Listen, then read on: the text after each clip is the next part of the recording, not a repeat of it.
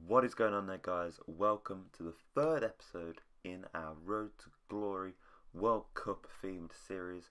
Obviously, as you can see at the top at the minute, we have 250 FIFA points. Now, let me explain before you think I'm starting to cheat on this Road to Glory. Basically, because I've done this on my main account, that means that I cannot redo the starter objectives, which gives you packs, gives you players, gives you all that sort of thing. So I thought a compromise would be 250 FIFA points. Obviously, if I bought 100, that would only allow me to open one pack, which probably wouldn't be enough, wouldn't be fair. So I decided to do two. I was hoping, really, not to get anybody great out of these packs, but as you can see off the first pack, just 100 FIFA points, we end up getting a Timo Werner, which was obviously very good, but on the other hand, might annoy some of the viewers who see this because they might think that's cheating. And then off the second pack, FIFA decides to one-up Timo Werner, Spanish centre mid. It's Thiago, 88 rated. I felt bad because I was hoping just to get some 82s, just to fill up the squad like you would normally get, but we end up getting Thiago, Kondogbia and Weigl, who are all usable players, and Lindelof, to be fair, is also a usable player. So we might have to find the compromise to do on those players, but the other thing is we also get those free gold packs, as you can see there, which I will open on the main account, which can add to the coin total, allowing us to open more packs on this, because that's what this is about, really. The most fun you have is opening the packs. So, with those packs, with those new players, I decided that what we really needed was an icon, because we're moving into the knockout stages.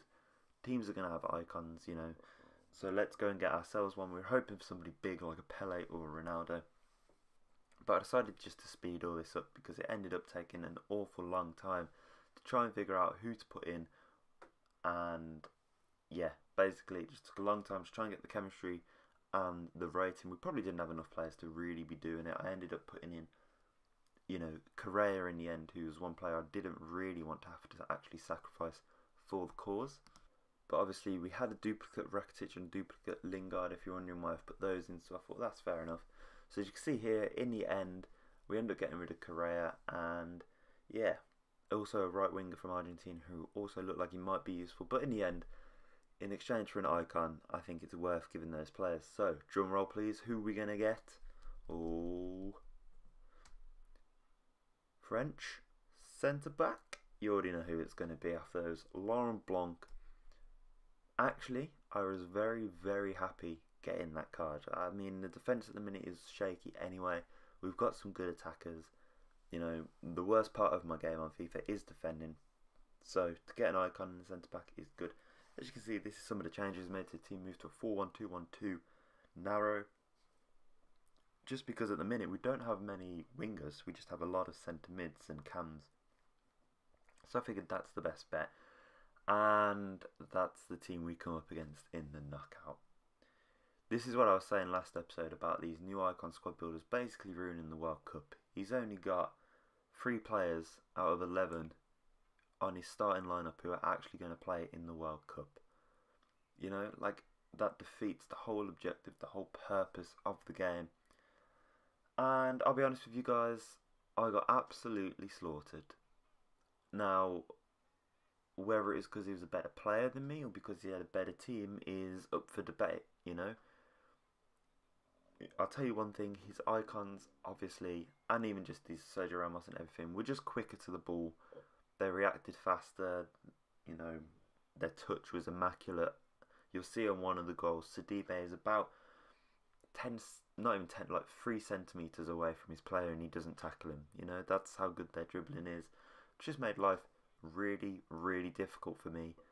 But you can see here, this was to go 2-1 ahead against this guy. Obviously, I am talking before the goal's already gone in, but you know this is going to go in. Thiago, free kick, our new man, and look at that, finds the top bins against Yashin.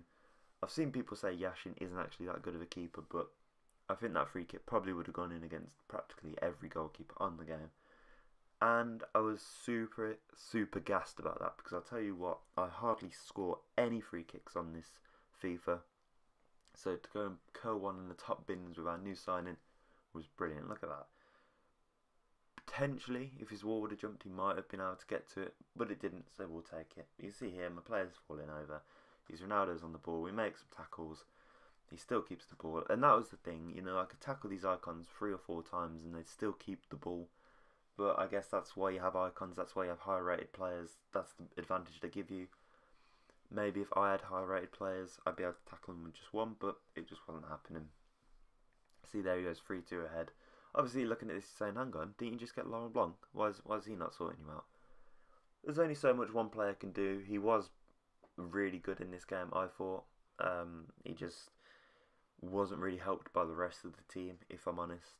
So you can see here we go 4-2 behind. I'm pausing. I'm not going to leave. I'm not going to be a disappointment.